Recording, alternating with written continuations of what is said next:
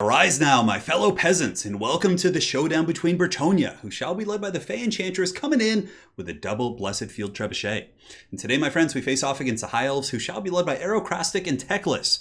So certainly going to be a fun battle. Now, as far as the build goes here on the front line, it is going to be a combination of Battle Pilgrims as well as the Men-at-Arms. So for the most part in this matchup, you don't really see, at least in my experience, I haven't seen too many elite troops out of the High Elves unless they're going for a box. And if they go for a box, you have the Trebuchets and the Fey Enchantress to drain them down. But for the most part, you often see Spearmen. So, of course, the High Elves here for Arocrastic have brought mostly Spearmen, although I think there is one group of the White Lions as well. So in my front, 2 Men-at-Arms, 2 Battle Pilgrims. In the secondary, it is going to be 3 groups of Peasant Archers, because if the High Elves want to shoot their superior archers at them, if they want to get like their Sisters or Lothern Seaguard and waste ammunition on your Peasant Bowmen, I guess that's better than your Knights and other high-value assets being shot. And if they don't shoot the Peasant Bowmen can return fire, can actually do some decent damage to the Sisters of Avalorn, which if you look here, only have 40 armor. So these peasants, they're hungry, they're unwashed, and they're ready to go. We got some Spearmen-at-Arms in the back, 2 Trebuchets, which are going to be the Blessed variant. So I just hadn't really tried them. I wanted to see if I felt a difference with their accuracy. And of course, the magic damage can be pertinent against High Elves if they go with like Phoenix Guard or some of the more elite troops, or I guess just Phoenix Guard. Yeah, it surpasses the physical resist. Now for our leadership kit, we do have 2 Paladins as well as the Fey Enchantress. Paladins are really good in this matchup. They can fight Phoenixes, they can fight Dragons relatively well. We do have the Fey Enchantress, which again is just probably one of the more powerful lords. I don't know, Lewin's really good, but so is Fey Enchantress. Like the More Dissension effect, the Bombardment, the Lore of Life, it's just so good. And Favor of the Fey on top of that. So for our Cav game, we have 1 Knight of the Realm, or 1 Knight of the Realm. Come on, brain. This is the 4th cast in a row. We gotta pick it up. 2 groups of Questing Knights as well, and the Questing Knights are really good here. They can fight enemy elite Cav, and if they have Dragon Princes, for example, the Questing Knights, will probably lose the fight if memory serves. I'm not sure I have to test that, but I'm pretty sure they would. But they have good enough AP to punch through them, and they're just a very nice, well-rounded Cav unit that I really enjoy using quite a bit. And that's pretty much it. Some Peasant mobs in the back and some Spearmen-at-Arms. And yeah, that's it for the Bretonnian army. And now for Arocrastic's force, he's got 2 Tyrannok chariots, which Arocrastic really loves to use chariots. Pretty much every time I play him, he'll like pull them through something and then always escape. He is so good at it.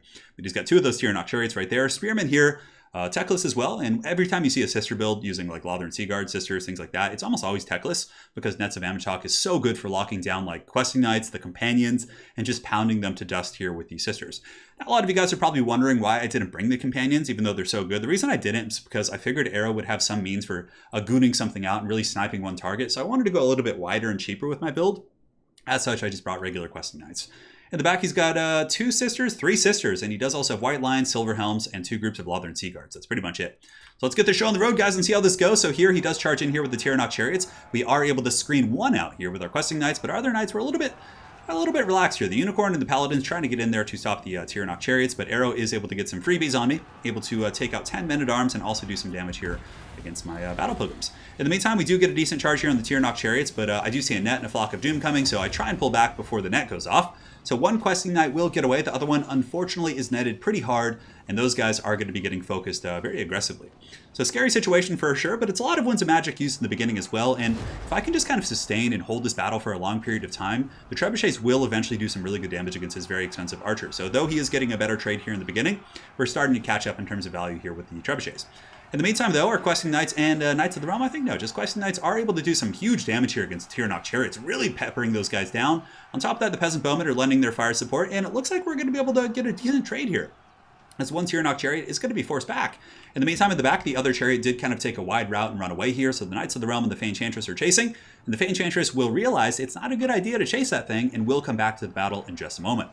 So 1 of the Tyrannok Chariots pretty much fully broken, still has all 3 of its chariot models, so still a bit of a threat. And now the frontline fighting will start. Battle Pilgrims will sally forth to fight some of the Spearmen here. They are shielded, which is nice, but I decided to just kind of pull back and hide in the tree line. I don't need to force any frontline fights, really, considering the Trebuchets are actually starting to do some decent damage against the Sisters. 1 group is down to half health, the other one's taking a little bit of chipping damage, and it's really not a terrible situation. So as far as the Cav play goes, 1 Questing Knight of mine is very beat up. The other one's in okay shape, and the Knights of the Realm should be able to catch and defeat those Tyrannok Chariots. And now the Silver Helms of Arrow are going to be coming in for a big frontal charge right into these Battle Pilgrims, which thankfully the Battle Pilgrims have a pretty good leadership, so they will be able to hold here. Granted, they're lightly armored, so the shock damage from these Silver Helms will hurt. But the Fey Enchantress leading a counter charge coming in on her Mighty Unicorn, which according to the Lore Master of Sotek are actually ferocious beasts in Warhammer Fantasy. Will lead the countercharge. We have 2 Paladins coming in as well. Arrow does get a really good net here on my Questing Knights, but another group of Questing Knights comes in, but the Fey Enchantress is draining down, and you can see we are able to force back the Silver Helms. And it's a very, very messy fight. Now, if we look in the back here, Knights of the Realm are still battling those chariots and should be able to chase them off the battlefield here in a moment. And here the Battle Pilgrims are now going in here, and the Enchantress is going to be doing a big juicy bombardment here, so this is going to be a Chalice of Potions. Is it going to make contact? No, Arrow just barely dodges that. That was really close, but very well played there. He is able to dodge that bad boy. But as far as my backline goes, some Spearmen are pushing back here. I do, of course, have a lot in reserve. I have Spearmen back here. I have Peasant Mobs, more Spearmen. So I have a lot of reserves pretty much everywhere. And my Paladins and, of course, the Enchantress are all in pretty good shape here. So right now, it's pretty much a dead even battle. In the back, the Sisters, again, still being pounded by the Blessed Trebuchets. A lot of them are getting a little bit low here. These ones certainly taking a bit of damage. And it looks like I'm going to be dropping a regrowth here on the Questing Knights, trying to keep them a little bit, fighty here as the game does progress, although that was probably a waste. I maybe should have used it on something else. But the Tyrannok chariots here are taken out by the Enchantress and the Paladin Goon Squad, and the last Tyrannok chariot will be broken. Now the Knights of the Realm on the back of the map are able to chase those guys off, so they have a long trek back here to the battle. And this is a very, very contested close fight right now. So we have Men-at-Arms fighting against Spearmen again. Another wet noodle contest. My guys basically have pitchforks, and those guys, they have shields. That's not fair. Give my peasants shields. A little bit too cheap to buy those. But the archers, just trying to get some last volleys. I know they're going to get compromised and chased down here, so I just rip a couple of volleys into the Sisters here, trying to get what damage I can before my front line is compromised. So now we have to fall back to the secondary. We have the Enchantress, we have the Paladins, and like I said, our front line is kind of getting compromised here, but I do indeed have the Enchantress, who's really good in these long, grindy games, because the Mortis Engine effect is going to be incredibly powerful at draining down a bunch of kind of low-tier infantry.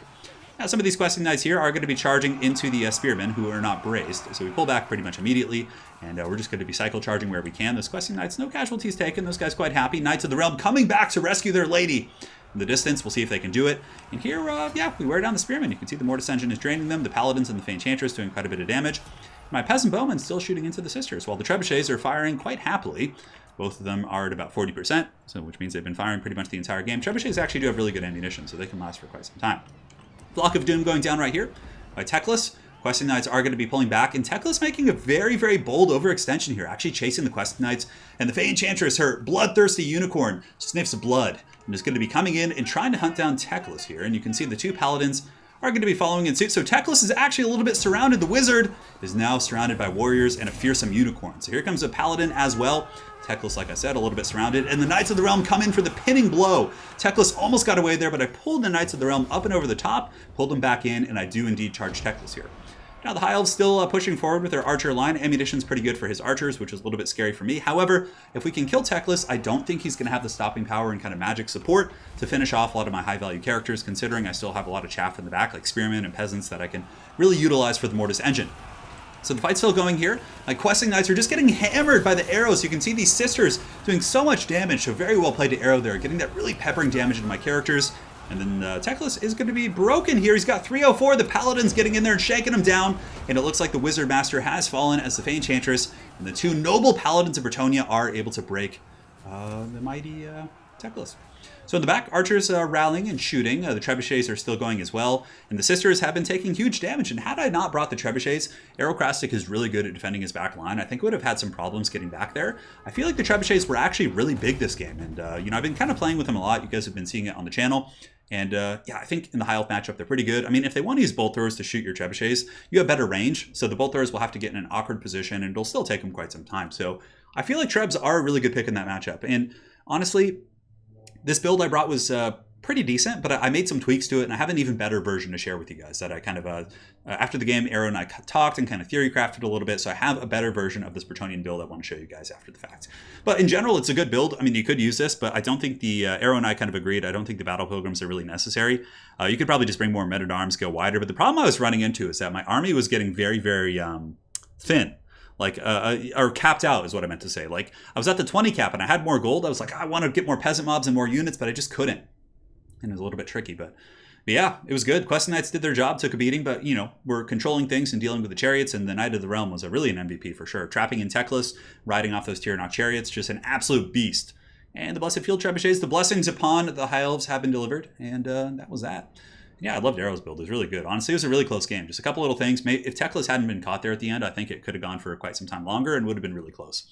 So very well played. Hopefully you guys enjoyed the showdown between Bretonnia and the High Elves. And now we're going to show you a little bit more of an optimized version of this Bretonnian build. So let's go ahead and pull it up here. and Bretonnia Versailles. Cool. So basically, it's very similar. You keep the Goon Squad here. You instead exchange your entire front line for Spearmen at Arms with shields to get that really high melee defense, and the anti-large doesn't hurt. And basically what it allows you to do, you cut the regular trebuchets down to regular versions. I don't think the blessings were really worth it, all jokes aside. And you get 2 of the Knights of the Realm instead of just 1. So you get more cav, you get more durable infantry quality, which synergizes even better with the Fae. And I think it's a stronger build overall. So again, guys, hopefully you enjoyed watching. And for the glory of Bretonnia, we will see you guys next time. Take care.